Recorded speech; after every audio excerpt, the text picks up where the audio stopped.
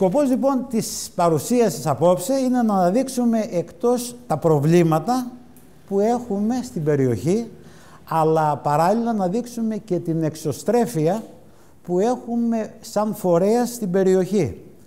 Σαν φορέας προσπαθήσαμε να έχουμε και να δημιουργήσουμε μία ολιστική ανάπτυξη. Ολιστική ανάπτυξη θεωρούμε την ανάπτυξη που δεν είναι μόνο για τις επιχειρήσεις, αλλά και για την ευρύτερη περιοχή. Και η ευρύτερη περιοχή είναι όλη η περιοχή των Μεγάρων. Μέλη του φορέα.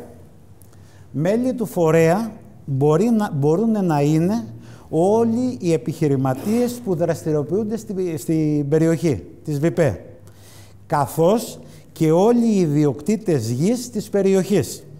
Ένας αριθμός, όπως σας είπα, που υπολογίζεται σήμερα γύρω στα 1.500 με 2.000 άτομα που έχουν ιδιοκτησία στην περιοχή. Βέβαια, από εδώ και πέρα χρειάζεται η σύμπραξη και η συνεργασία για να προχωρήσουμε και σε κάποια πράγματα που μόνα τους φέρνουν την ανάπτυξη σε όλη την περιοχή, γιατί η βιομηχανική περιοχή δεν ανήκει μόνο στις επιχειρήσεις, ανήκει στους ιδιοκτήτες και περισσότερο ανήκει και στην ίδια μας την πόλη. Ο φορέας έχει κάνει κάποιες συνεργασίες με τα επιμελητήρια. Τα μέλη των εργοστασίων, τα ίδια, είναι μέλη των επιμελητηρίων και ανήκουν. Ανέλαβε λοιπόν μία πρωτοβουλία και κίνησε τις διαδικασίες για τη σύνταξη υπογραφής μνημονίου συνεργασίας μεταξύ του Δήμου Μεγάρων, του φορέα μας και του επιμελητηρίου. Το μνημόνιο αυτό θέτει τις βάσεις για την ενίσχυση της επιχειρηματικότητας στην περιοχή, καθώς και την καταγραφή των επιχειρήσεων και των δραστηριοτήτων. Ακόμα ενισχύει την ασφάλεια με δράσεις όπως την παραχώρηση ντρόουν στο Δήμο για την ασφάλεια της περιοχής. Αυτές λοιπόν οι συνεργασίες αποδεικνύουν τη δέσμευσή μας για την ουσιαστική και διαρκή ανάπτυξη της περιοχής. Να αναφέρω σημαντικές ενέργειες και πρωτοβουλίες του φορέα. Πρώτον, τη σύνδεση με το δίκτυο της ΕΙΔΑΠ. Μετά από μακροχρόνιες και επίμονες ενέργειες του φορέα, εξασφαλίστηκε η δυνατότητα σύνδεσης των επιχειρήσεων της βιομηχανικής περιοχής με το δίκτυο της ΕΙΔΑΠ. Πρόκειται για μια σημαντική αναβάθμιση που ενισχύει τη βιωσιμότητα και την ασφάλεια των επιχειρήσεων και των εργαζομένων, διασφαλίζοντας σταθερή λειτουργία και συνθήκες επαρκούς υδροδότησης. Οι προσπάθειές μας ολοκληρώθηκαν μετά την παραχώρηση του δικτύου από τη ΒΕΙΑΜ στην ΕΙΔΑΠ. Με επαφές και διαβουλεύσεις κατορθώσαμε στο τέλος του 2023 να ανακοινώσουμε τη δυνατότητα υδροδότησης στην περιοχή.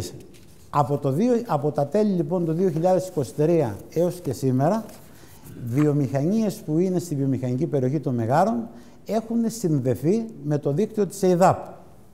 Ένα δεύτερο θέμα που προωθήσαμε και θεωρούσαμε ότι είναι, και νομίζω και από τη συζήτηση θα καταλάβετε, ήταν η ασφάλεια της περιοχής από πυρκαγιές. Έπειτα από συνάντηση με τον πρόεδρο της ΕΙΔΑΠ, τον κύριο Στεργίου, ο πρόεδρος της ΕΙΔΑΠ, παρουσία του Δημάρχου, του κυρίου Μαριέτη, επισκεφθήκαμε τα γραφεία της ΕΙΔΑΠ, όπου σε συνεργασία κατανοήθηκε η σοβαρότητα του ζητήματος της πυρασφάλειας της περιοχής. Όταν τους εξηγήσαμε ότι υπάρχουν 60 επιχειρήσεις, 1000 εργαζόμενοι και δεν υπάρχει πυρόσβεση, ένα μάτι, κάποια τέμπη ή οτιδήποτε, φτάσαμε όλοι σε ένα σημείο να λέμε «Μα δεν υπήρχε πυρασφάλεια». Βέβαια κύριε, δεν υπάρχει πυρασφάλεια στην περιοχή. Κατανοήσανε το πρόβλημα και προσπαθούν άμεσα να προβούν στην τοποθέτηση πυροσβεστικών κουρνών σε κάποια στρατηγικά σημεία της ΒΠΕ. Επιπλέον, έως και σήμερα συνεχίζονται οι συζητήσεις για την εγκατάσταση ενός πλήρου δικτύου πυρόσβεσης και προστασίας για να ενισχυθεί τόσο η ασφάλεια από τον κίνδυνο της πυρκαγιάς των επιχειρήσεων, αλλά και των εργαζόμενων στην περιοχή. Θα σημειώσω ότι παρακολουθούμε την πορεία του έργου, είμαστε σε επικοινωνία με τον αρμόδιο υπάλληλο της ΕΙΔΑΠ, που μας έχει ενημερώσει προσωπικά για την τοποθέτηση άμεσα μόνο 2 πυροσβεστικών κουρνών στην περιοχή. Οφείλει και πρέπει να πάρει πρωτοβουλία ο Δήμος για την περαιτέρω ενίσχυση του δικτύου της πυρασφάλειας, καθώς τα 2 σημεία δεν επαρκούν. Διαφορετικά, σε διαφορετική περίπτωση θα αναγκαστούμε να προσφύγουμε στην εισαγγελία για την προστασία της περιοχής. Μία τρίτη δράση που κατορθώσαμε με την βοήθεια των μελών των επιχειρήσεων και του επιμελητηρίου για την ασφάλεια της περιοχής ήταν η παραχώρηση drone. Για την ασφάλεια λοιπόν και επιτήρηση, χάρη στις ενέργειες που κάναμε, όπως σας είπα, το επιμελητήριο παραχώρησε δωρεάν 2 drone στο Δήμο Μεγάρων. Τα drone αυτά θα χρησιμοποιηθούν για την επιτήρηση και την προστασία της ΒΠΕ, καθώς και της ευρύτερης περιοχής, προσφέροντας προστασία από την πυρκαγιά και αποτρέποντας παρεμβάσεις, συμπεριφορές που αυξάνουν και δυσχεραίνουν την ασφάλεια της περιοχής. Αυτές είναι κάποιες δράσεις και κάποιες άλλες, που θα πω πιο κάτω, που συνεχίσαμε. Οργανώσαμε εκδήλωση για την επιχειρηματικότητα. Με επιτυχία πραγματοποίησαμε στο επιμελητήριο εκδήλωση για την επιχειρηματικότητα στη Δυτική Αττική. Στόχος της εκδήλωσης ήταν η ανάδειξη των επενδυτικών δυνατοτήτων που προσφέρει η βιομηχανική περιοχή των Μεγάρων.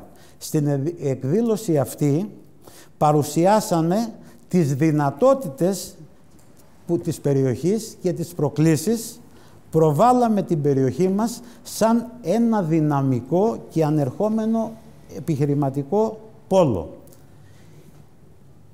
Η στρατηγική της περιοχή μεταξύ 3 λιμανιών, Κορίνθου, Πειραιά και Ελευσίνας, η χιλιομετρική απόσταση από το θριάσιο πεδίο της δίνει τη δυνατότητα να έχει πλεονεκτήματα που η περιοχή την επόμενη πενταετία, δεκαετία, με την αύξηση της επιχειρηματικότητας στη Δυτική Αττική και με το πλέον κορεσμένο επιχειρηματικό χώρο του θριασίου πεδίου και του Ασπροπύργου, είναι κάτι που θα είναι αναγκαίο προς την περιοχή μας.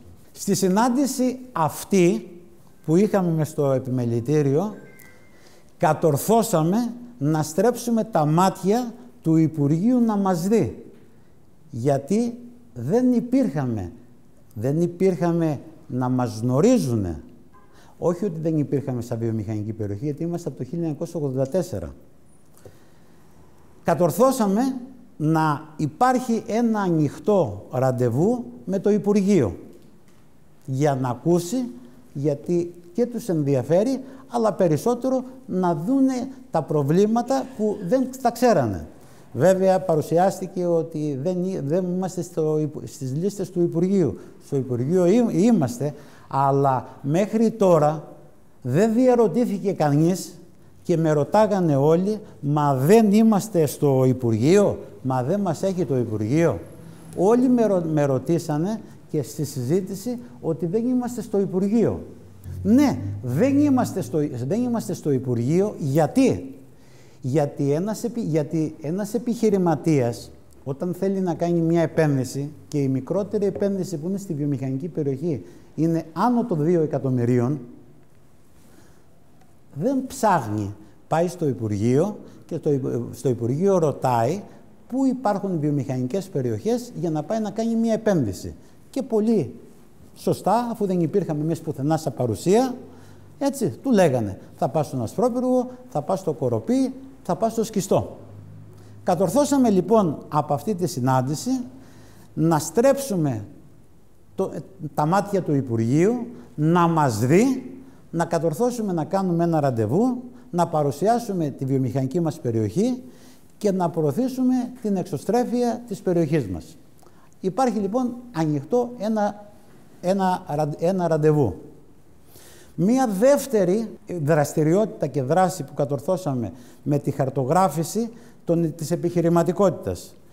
Με πρωτοβουλία του Επιμελητηρίου θα αναλάβει τη συστηματική χαρτογράφηση των επιχειρήσεων στο Δήμο Μεγάρων. Αυτή η προσπάθεια θα μας επιτρέψει να καταγράψουμε, να μελετήσουμε καλύτερα την τοπική επιχειρηματική δραστηριότητα στη μεταποίηση, στο εμπόριο, στις υπηρεσίες, έτσι ώστε να στηρίξει στοχευμένα την ανάπτυξη όλης της περιοχής. Και να σημειώσω ότι όλα αυτά θα γίνουν με έξοδα που θα αναλάβει εξ ολοκλήρου το ΕΒΕΠ του Πειραιά. Και πάμε τώρα σε κάτι το πολύ καινοτόμο. Τη συμμετοχή μας σε μία πανελλήνια κλαδική έκθεση ενισχύοντας την εξωστρέφεια του φορέα της ΒΠ Μεγάρων, προβάλλοντας τις δυνατότητες της περιοχής σε εθνικό επίπεδο.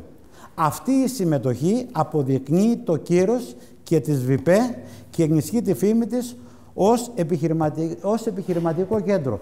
Και είναι κρίμα που λείπει σήμερα ο Δήμαρχος, βέβαια τον είχαμε προσκαλέσει, να του ανακοινώσω, σήμερα μου το επιβεβαιώσανε, ότι εξασφαλίσαμε τη συμμετοχή του Δήμου παραχωρώντας το Δήμο Μεγάρων δωρεάν περίπτερο και συμμετοχή στην έκθεση αυτή και σε πάνελ συζητήσεων να γίνει για την καινοτομία και την επιχειρηματικότητα.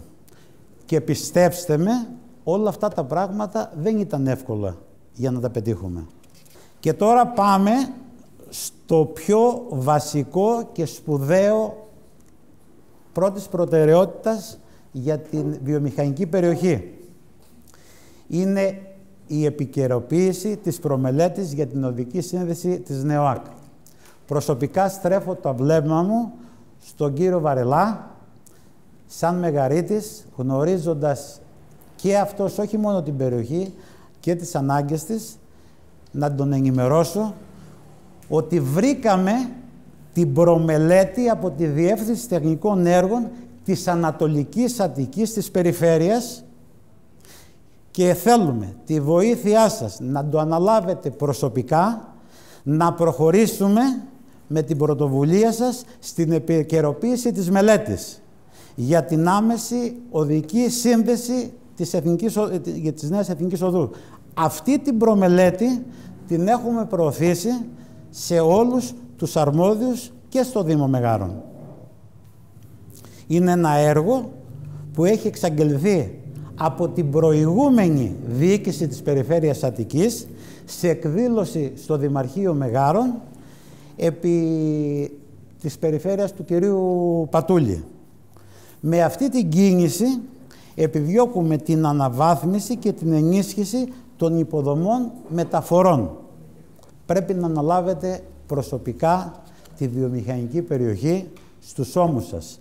Στη βιομηχανική περιοχή λοιπόν των Μεγάρων σήμερα δραστηριοποιούνται περίπου τις 60 επιχειρήσεις και απασχολεί σχεδόν 1.000 εργαζόμενους. Με την πράξη εφαρμογής του Γενικού Πολεοδομικού Σχεδίου το 2009 παραχωρούνται 1.460 στρέμματα. Σήμερα η βιομηχανική περιοχή των Μεγάρων είναι η τρίτη μεγαλύτερη βιομηχανική περιοχή της Αττικής και η 14η μεταξύ 74 επιχειρηματικών πάρκων σε ολόκληρη την Ελλάδα. Είμαστε η τρίτη σε έκταση και η 14η βιομηχανική περιοχή. Αποτελεί Ένα σημαντικό πυλώνα ανάπτυξης για το Δήμο μας είναι επιτακτική ανάγκη και άμεση επίλυση των προβλημάτων, και σκοπός της συζήτησης ήταν και με την πρόσκληση που είχαμε κάνει και στις δημοτικές παρατάξεις να παραβρεθούν, διότι για να λυθούν τα προβλήματα του τόπου μας δεν είναι ατομικά. Τα προβλήματα ο τόπος έχει συσσωρευμένα και πρέπει να λυθούν μόνο με συνεργασίες. Αν δεν υπάρξει συνεργασία, δεν θα μπορούμε να πετύχουμε τίποτα. Προτείνω τη δημιουργία συγκρότησης διαπαραταξιακής επιτροπής για τη ΒΠΕ. Μία μόνιμη επιτροπή με εκπροσώπους από όλες τις παρατάξεις και της περιφέρειας, που στόχο θα έχει την καταγραφή, την ιεράρχηση, την παρακολούθηση, την προώθηση και την επίλυση των προβλημάτων. Καθώς είναι αναγκαία και η δημιουργία ενός γραφείου υποδοχής νέων επιχειρήσεων εντός της Δημαρχίας, που θα διαβουλεύεται, θα υποστηρίζει και θα προωθεί τις στρατηγικές λύσεις για ζητήματα της ΒΠΕ, αλλά και για ολόκληρη την περιοχή, με τελικό στόχο τη συντόμευση των προβλημάτων, την αντιμετώπιση και τις προκλήσεις στο Δήμο. Αν ο Δήμος δεν πάρει την πρωτοβουλία της εξωστρέφειας να δώσει το παρόν ότι υπάρχει βιομηχανική περιοχή, να τη μάθουν και έξω από τα μέγαρα, δεν έχει νόημα το να είμαστε μέσα στα μέγαρα και να λέμε ότι έχουμε μια βιομηχανική περιοχή ή όσοι το ξέρουν. Άρα λοιπόν και η προώθηση αυτού του γραφείου θα μπορέσει να γίνει γνωστή η περιοχή και θα μπορεί κάλλιστα να κατευθύνει την επιχειρηματικότητα και τις ανάγκες της περιοχής. Την Ελευσίνα, μάλλον στον Ασπρόπυργο, γίνονται επενδύσεις και αγοράζονται 40 στρέμματα απέναντι από την Χαλιβουργική με 150.000 το στρέμμα. Και όταν ρώτησε τον επιχειρηματία γιατί δεν ερχόταν στην περιοχή, μου λέει, μα δεν ήξερα ότι υπάρχει βιομηχανική περιοχή. Όταν στο επιμελητήριο του Πειραιά έκανα μία παρουσίαση για τη βιομηχανική περιοχή και ήταν 100-150 άτομα, κοιταζόντουσαν γιατί δεν γνωρίζανε ότι υπήρχε βιομηχανική περιοχή. Άρα λοιπόν θα πρέπει στοχευμένα να προσπαθήσουμε να μην μείνουμε στο δικό μας το χώρο, αλλά θα πρέπει να κοιτάξουμε την εξωστρέφεια για να μπορέσουμε να φέρουμε επενδύσεις στην περιοχή, γιατί οι επενδύσεις είναι ανάπτυξη, οι επενδύσεις είναι δουλειές, οι επενδύσεις είναι ό,τι πιο καλύτερο μπορεί να υπάρξει σε έναν τόπο. Η περιοχή μας λοιπόν εδώ μπορεί να φιλοξενήσει έως και 200 επιχειρήσεις και να δημιουργήσει πάνω από 4.000 θέσεις εργασίας. Καταλαβαίνουμε λοιπόν όλοι το τι ανάπτυξη μπορεί να υπάρχει σε μία πόλη, σε ένα χώρο. Καταλαβαίνετε λοιπόν το πόσο αναγκαία είναι η επιχειρηματικότητα. Η δυνατότητα λοιπόν σε μία περιοχή που μπορεί να αναπτύξει έναν αριθμό 200 επιχειρήσεις και να έχει 4 με 5.000 εργαζόμενους, είναι για την πόλη, για την τοπική οικονομία 4.000 οικογένειες, που 4.000 άνθρωποι μαζί στις οικογένειές τους θα πάρουν από το φούρνο το ψωμί, θα πάρουν τα παπούτσια, θα πάρουν τα ρούχα. Κινείται λοιπόν μία οικονομία. Σε αυτές τις κατευθύνσεις θα πρέπει λοιπόν να οδηγηθούμε. Εμείς και εγώ προσωπικά σας διαβεβαιώνω πως με όλες μου τις δυνάμεις εγώ θα συνεχίσω να εργάζομαι ακούραστα για την προάσπιση των συμφερόντων της περιοχής, πιστεύοντας ακράντατα στην ανάπτυξη και στο λαμπρό μέλλον του τόπου μας. Είμαι και θα είμαι πάντα δίπλα και διαθέσιμος για κάθε βοήθεια. Όπου χρειαστεί, έτσι όλοι μαζί να οικοδομήσουμε ένα ισχυρό Δήμο και μια ισχυρή τοπική κοινωνία. Τελειώνοντας, θέλω να πω το εξής. Η ΒΠ των Μεγάρων δεν ανήκει ούτε σε επιχειρήσεις, δεν ανήκει σε κανέναν. Η ΒΠ των Μεγάρων ανήκει στην ίδια την πόλη των Μεγάρων. Η συνεργασία μας λοιπόν μεταξύ των φορέων της τοπικής αυτοδιοίκησης και κατά συνέπεια και της περιφέρειας, αλλά πρώτα εμείς πρέπει να κοιτάξουμε να νοικοκυρέψουμε το σπίτι μας, έτσι, είναι η συνεργασία που θα πρέπει να γίνει, είναι το ισχυρό εργαλείο για να κάνουμε την περιοχή μας ένα πρότυπο μέρος επιχειρηματικότητας και ανάπτυξης.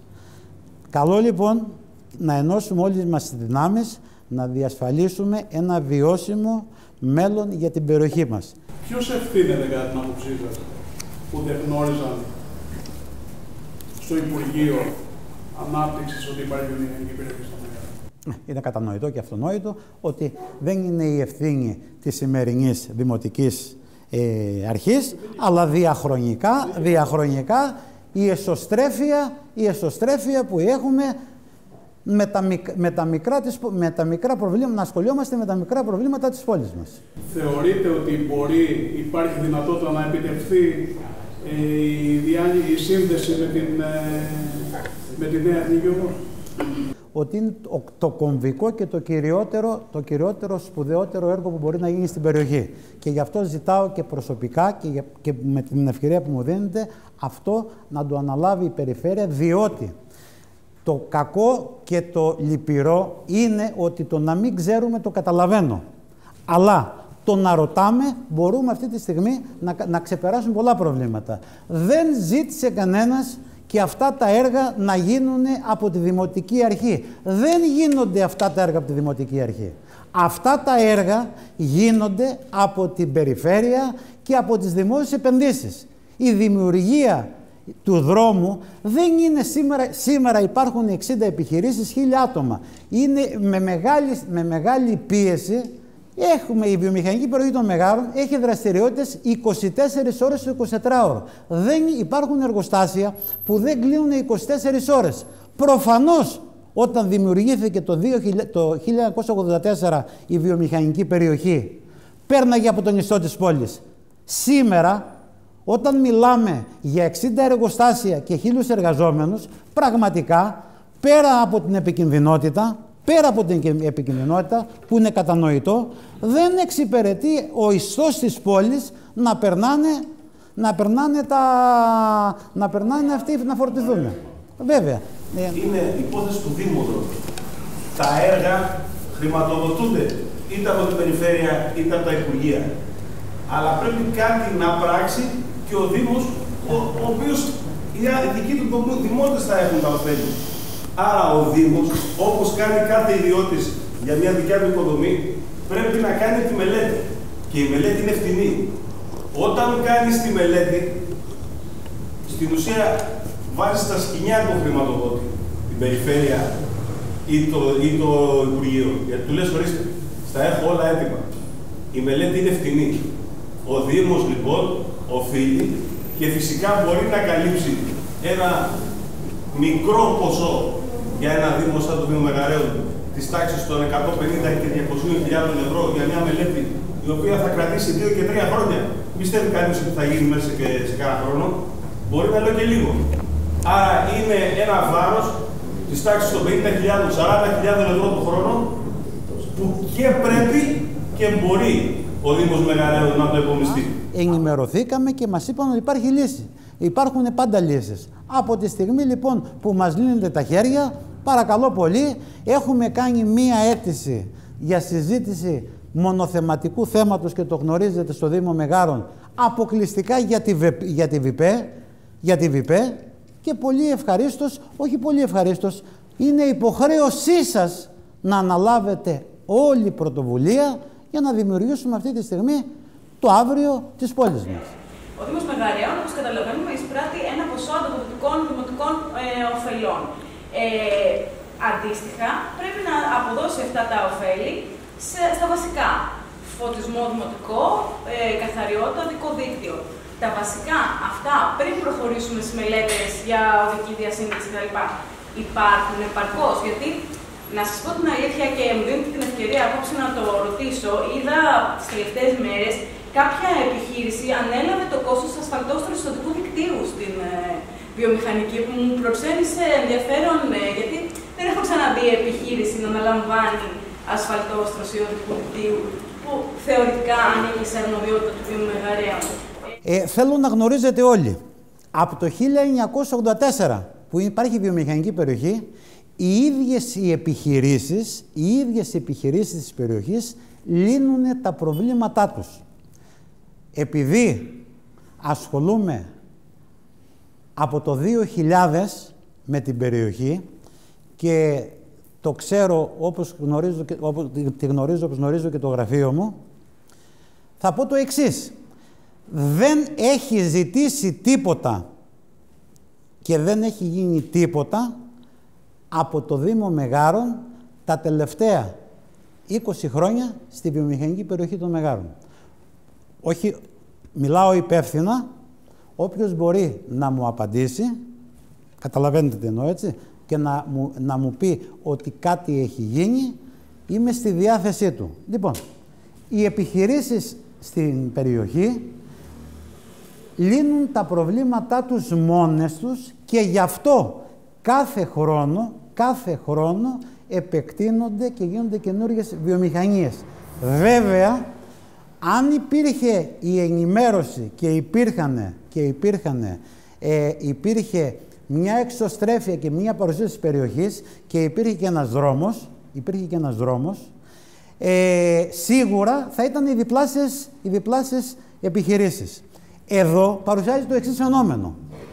Τα χρήματα που εισπράττονται μέσω της ΔΕΗ κάθε μήνα και συνολικά το χρόνο πρέπει να αγγίζουν τα 400 με 500 χιλιάρικα, δεν ξέρω κύριε Κορώση, ωραία, γύρω στις 400 με 500 χιλιάδες το χρόνο. Αυτά είναι ανταποδοτικά. Αυτά τα ανταποδοτικά πρέπει να γυρίσουν στην περιοχή ή στην πόλη των Μεγάρων που όλοι μας πληρώνουν με τη μορφή της αποκομιδής των σκουπιδιών και του δημοτικού φωτισμού. Λοιπόν, στη βιομηχανική περιοχή δεν υπάρχει δημοτικός φωτισμός, έχουν αγκαστεί τα εργοστάσια και έχουν γεμίσει φώτα προβολής για να υπάρχουν, για να βλέπουν. Δεν υπάρχει δημοτικός φωτισμός και όσον αφορά και για την αποκομιδή των σκουπιδιών, οι ίδιες οι επιχειρήσεις, κύριε Φρυγανά, έχουν πρόβλημα. Αν θα πάρετε ιστορικά πώς δημιουργήθηκε η βιομηχανική περιοχή των Μεγάρων, αν θα ψάξετε στο ίντερνετ, το 1980 παρουσιάστηκε η πρώτη κλιματική κρίση στην Ελλάδα. Τότε λοιπόν τι έγινε? Ήτανε το νέφος, τότε δημιουργηθήκανε τα μονά ζυγά. Τότε λοιπόν αυτά τα πράγματα, άμα ανατρέξετε στη μηχανή του χρόνου ή και τα δείτε, θα δείτε και ακόμα περισσότερο. Είχε επιβληθεί περιορισμός στα καλοριφέρ, στις συγκοινωνίες, τα μέσα μαζικής στις συγκοινωνίες, ακόμα και στις δημόσιες υπηρεσίες να μην δουλεύουν πολύ για να μην μπορεί αυτή τη στιγμή να έχουμε μία ρύπανση. Τον μενόμο λοιπόν του αείμνηστου Έβερτ δημιουργήθηκε η βιομηχανική περιοχή των Μεγάρων. Γιατί έγινε η βιομηχανική περιοχή των Μεγάρων? Γιατί με την κρίση που ήταν με το νέφος, με την εθερομίχλη, με όλα αυτά τα πράγματα, οι βιομηχανίες της Αθήνας ήταν στον Ταύρο, στο Περιστέρι, στο Μοσχάτο, ήταν μέσα στο μισό της πόλης. Με αποτέλεσμα τότε στον Πανικό, για να γίνει αυτό το πράγμα, αναγκάσανε, και έχει σημασία αυτό για τη μετέπειτα συζήτηση μπορείτε να κάνετε. Υποχρεώσανε λοιπόν τις επιχειρήσεις να κάνουν μεταστέγαση. Ήρθανε λοιπόν εδώ στην περιοχή, που όχι γιατί θέλανε,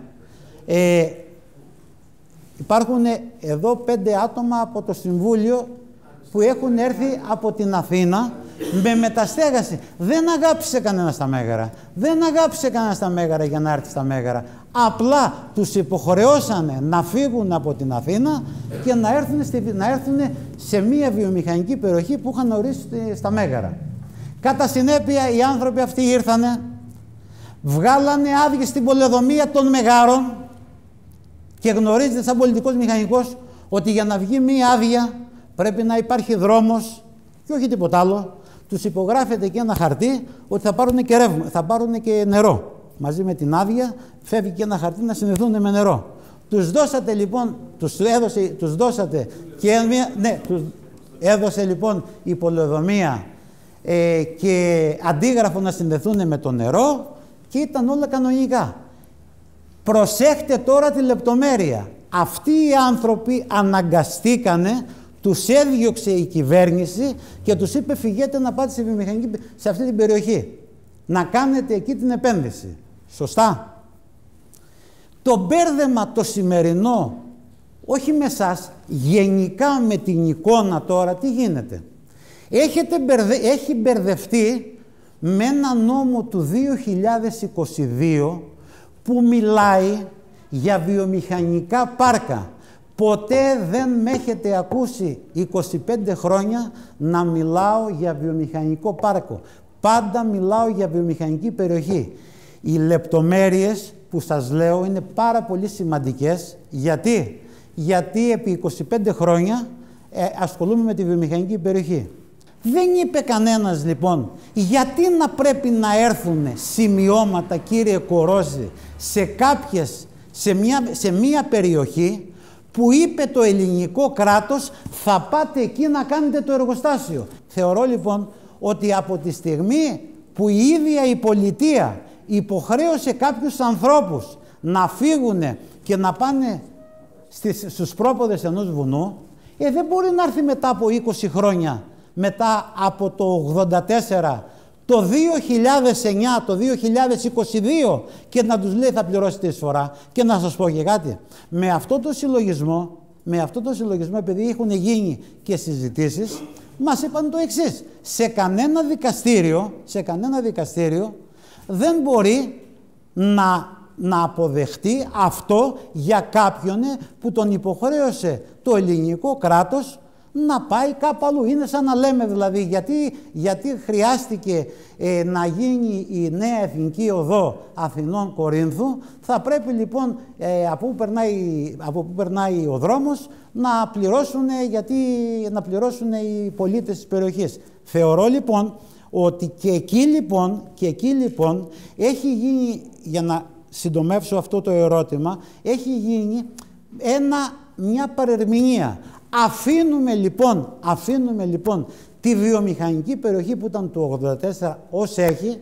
Δεν μας ενδιαφέρει το 2022 τα βιομηχανικά πάρκα και θα σας πω γιατί έγινε το βιομηχανικό πάρκο και τι είναι βιομηχανικό πάρκο. Βιομηχανικό πάρκο, κύριε, είναι το εξής.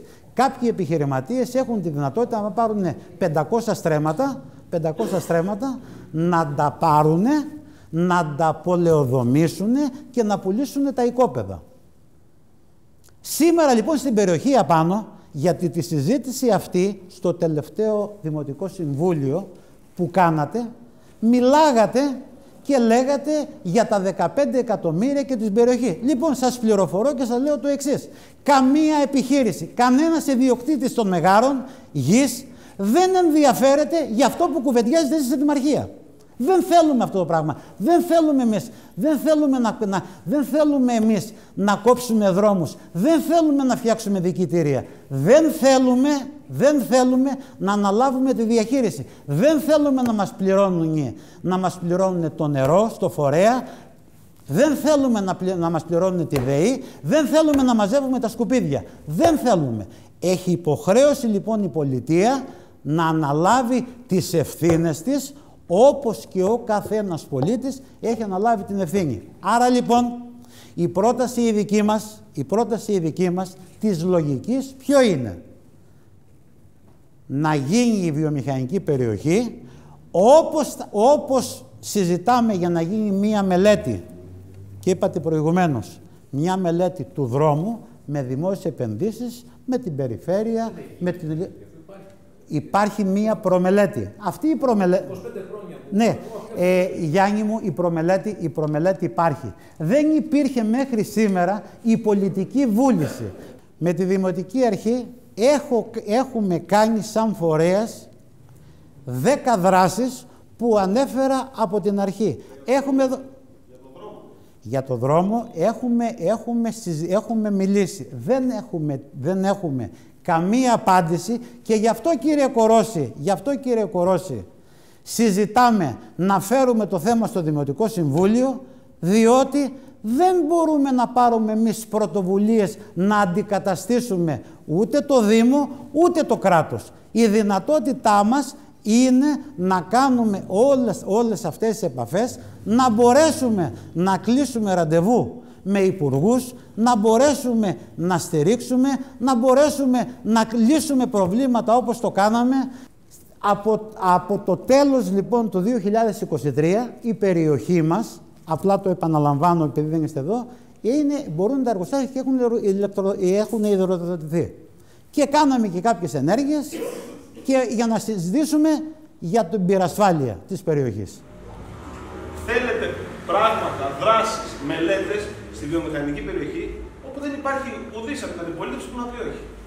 Άρα η ιστορία είναι απλή. Εάν η διοίκηση έχει την πολιτική βούληση να πράξει έργα στη βιομηχανική περιοχή, δεν θα έχει μόνο το ναι μας, θα έχει και την υποστήριξή μας. Δυστυχώς, όχι δυστυχώς, έτσι είναι η δημοκρατία. Το μαχαίρι και το πεπόνι το έχει διοίκηση. Πιστεύετε ότι υπάρχει ένας από την αντιπολίτευση, έστω και κουκουές να υπήρχε μέσα, που δεν υπάρχει στο Δημοτικό Συμβούλιο, που να λέγει όχι? Φυσικά, λέμε ναι, όλοι θα πούνε. Αλλά αυτή που πρέπει να πιεστεί, αυτή που πρέπει να τοποθετήσει χρήματα για μελέτες και έργα από το ΠΟΚΙ, ό,τι έχει το ΠΟΚΙ τέλος πάντων, για την βιομηχανική περιοχή, είναι η διοίκηση. Άρα στην ουσία, αυτό που πρέπει να γίνει είναι να πιεστεί προς αυτή την κατεύθυνση η διοίκηση του Δήμου. Πάρτε λοιπόν σαν αντιπολίτευση, σαν αξιωματική αντιπολίτευση του Δήμου την πρωτοβουλία και φέρτε το εσείς να συζητηθεί αυτή η αίτηση με τις ενέργειες τις δικές μας. Έχουμε ένα ραντεβού να το κάνουμε όποτε θέλουμε, όποτε θέλουμε όχι, ένα ραντεβού με το Υπουργείο Ανάπτυξης.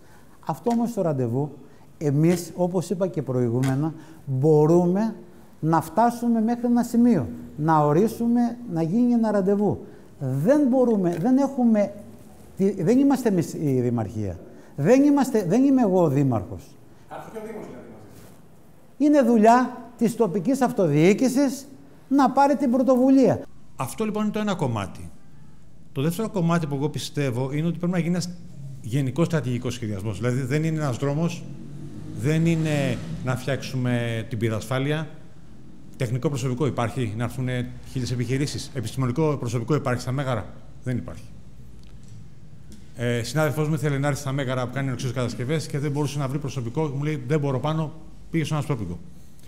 Άρα λοιπόν όλα αυτά δεν μπορούμε να τα κάνουμε ποσματικά. Είναι τσιρότα αυτά που βάζουμε. Ξεκινάμε με ένα στρατηγικό σχεδιασμό του Δήμου που θέλει τη βιομηχανική. Και εγώ πίσω μίλησα με τον Δήμαρχο σε μια συνάντηση που είχαμε. Θέλετε να έρθουν επιχειρήσεις? Πρέπει να κάνει τη δουλειά. Δεν θα έρθουν μόνοι σας. Δεν θα, γιατί να έρθει. Και εγώ, αν είχα τη δυνατότητα, μιλάω ειλικρινά, θα έφευγα. Θα πήγαινα στην Αθήνα πάλι. Να πληρώνω διόδια, που πάλι καλά ο Ολυμπιαδός έκανε το χιλιομετρικό και ευτυχώς πληρώνουμε λίγα. Να πληρώνω διόδια, πετρέλαια που είναι πάρα πολύ ακριβά. Τα φορτικά μου κάθε μέρα Αθήνα να πηγαίνουν έρχονται. Ευτυχώς έχω μόνο τον Γιάννη δίπλα μου που μου φαίνει τα πράγματα με την Ιταλία και την Ισπανία. Όλα τα άλλα είναι πανάκριβα σε εμάς εδώ. Γιατί να μείνω στα Μέγαρα λοιπόν εγώ, που ψάχνω να βρω ένα τεχνίτη και κάνω και παρακαλάω? Έχουμε τεχνικό προσωπικό να έρθουν 1000 εργοστάσια εδώ πέρα να δουλέψουν τεχνίτες? Όχι. Έχουμε επιστημονικό προσωπικό? Όχι. Λοιπόν, ο Δήμος, Περιφέρεια, το Υπουργείο, τα αρμόδια Υπουργεία να κάτσουν να κάνουν ένα στρατηγικό σχεδιασμό σε 10 χρόνια, όχι σε 5, σε 10 χρόνια να έχει γίνει ένα σωστό βιομηχανικό περιοχή, πάρκο, ό,τι θέλετε κάτω, αλλά να γίνει σωστό άμμος. Αυτό που πάμε να κάνουμε τώρα είναι βάζουμε τσιρωτάκια σε ένα που έχει κάνει εγχείρηση ανοιχτής καρδιάς. Ευχαριστώ πολύ. Πήρατε μία απόφαση για διάνοιξη των δρόμων. Είναι πάρα πολύ σημαντικό. Μία απόφαση που λέει ότι μπορείτε να ανοιχτούν κάποιοι δρόμοι όπου δεν υπάρχουν επικείμενα. Σωστά. Προσέχτε τώρα να δείτε τι γίνεται. Τι γίνεται τώρα. Δεν πρέπει να πειραχτούν οι 4 κύριοι δρόμοι της βιομηχανικής περιοχής που είναι ασφαλτοστρωμένοι. Ναι, άφησε μου να σου πω γιατί ήδη γίνεται και γίνεται θέμα. Λοιπόν, υπάρχουν 4 κύριοι δρόμοι από 1 χιλιόμετρο ο καθένας, που αυτοί οι κύριοι δεν πρέπει να πειραχτούν. Πάνω σε αυτόν τον δρόμο είναι 30-50 εργοστάσια. Με παρεμβάσεις τώρα που το έχουν μάθει διάφοροι συμπολίτες μας, πιέζοντας προφανώς τη Δημαρχία, κύριε Φρυγανά, σαν αντιδήμαρχος, μπορεί αυτό το πράγμα να το λάβετε και εσείς υπόψη σας. Γίνονται πιέσεις να πάει, αφού δεν υπάρχει επικείμενο και είναι ένα χωράφι, να πάει ο συμπολίτης μας να βγάλει από το χωράφι του, να βγάλει το δρόμο αυτόν που περνάει και να τον πάει εκεί που είναι κανονικά το σχέδιο. Είναι λάθος για ποιο λόγο? Όχι λάθος για να είναι σωστά ο δρόμος, αλλά δεν μπορούμε να κάνουμε σαλίγκαρο. Δηλαδή, φανταστείτε ένα δρόμο που είναι 1 χιλιόμετρο και σε κάποιο σημείο εγώ να πω θέλω να κάνω μία παράκαμψη και να κάνω ένα σαλίγκαρο για να μην περνάει στα 100 μέτρα. Ο κύριος έχει 50 νταλίκες που έρχονται την ημέρα στη βιομηχανική περιοχή. Έχει logistic. Επειδή λοιπόν αυτό το πράγμα είναι πάρα πολύ σημαντικό, δηλαδή καταλαβαίνετε τι λέω, εγώ θέλω να βγάλω το δρόμο, ο δρόμος έρχεται έτσι, να τον πάω έτσι. Δεν γίνεται αυτό το πράγμα, ο καθένας μπορεί να κοιτάζει τι τον εξυπηρετεί, αλλά προς Θεού μην το καταστρέψουμε και αυτό που έχουμε. Όσα χρόνια ασχολούμαι με την τοπική αυτοδιοίκηση πρώτου και τώρα δευτέρου βαθμού, έχω ασχοληθεί πάρα πολλές φορές με το θέμα της βιομηχανικής περιοχής. Τα προβλήματα είναι διαχρονικά, πάντα τα ίδια και μπορώ να σας πω ότι αντί να λυθούν, πολλαπλασιάζονται. Αυτό όχι γιατί μπορεί να φταίει κάποιος συγκεκριμένος δήμαρχος, μια δημοτική διοίκηση, γιατί απλά έρχονται περισσότερες επιχειρήσεις, αυξάνονται οι ανάγκες και δυστυχώς οι υποδομές δεν γίνονται πιο σύγχρονες.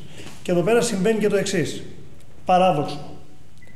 Αντί να γίνουν οι υποδομές καλύτερες και να προσελκύσουν επιχειρήσεις, γίνονται επιχειρήσεις καλύτερες με την καινοτομία, με τον ψηφιακό, με τον σχηματισμό, με την τεχνολογία και οι υποδομές καταστρέφονται. Αυτό είναι το παράδοξο της βιομηχανικής αυτής περιοχής. Προχθές πήρα μέρος σε μία ημερίδα η οποία έλεγε τη συνεισφορά της μεταποίησης στην οικονομία της Αττικής. Ήσασταν παρόν, κύριε Κασιμάτη.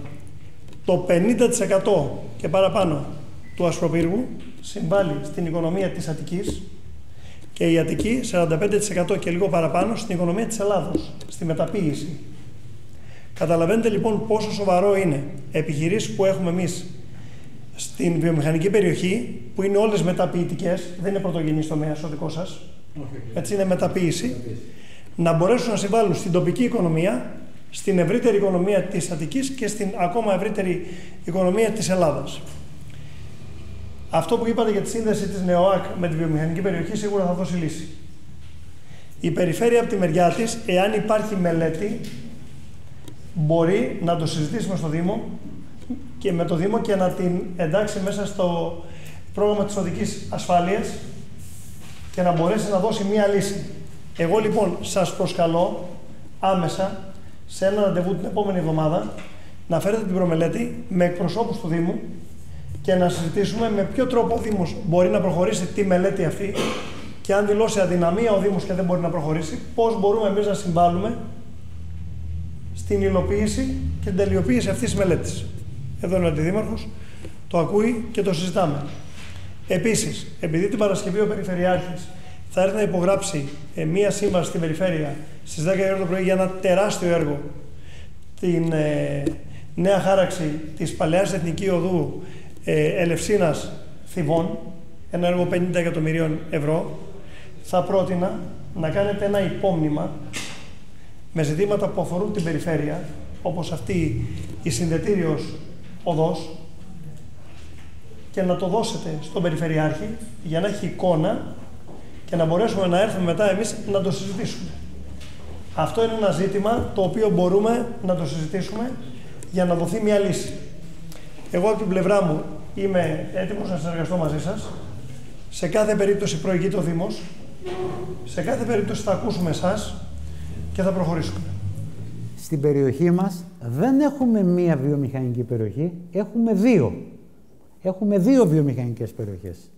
Καλό θα ήταν ο προαστιακός που έρχεται στα Μέγαρα να υπάρξει μία στάση εκεί που θα γίνει και ο κόμβος, έτσι ώστε μελλοντικά να εξυπηρετεί ό,τι συζητάμε δεν είναι για εμάς, είναι για τα παιδιά μας, έτσι, σε ένα βάθος χρόνου. Λοιπόν, να γίνει ένας σταθμός, όπως και ο ΟΣΕ έχει προγραμματίσει να γίνει σταθμός στα δηληστήρια, σταθμός του Ασπροπύργου, σταθμός στον Ασπρόπυργο, σταθμός στα ναυπηγεία.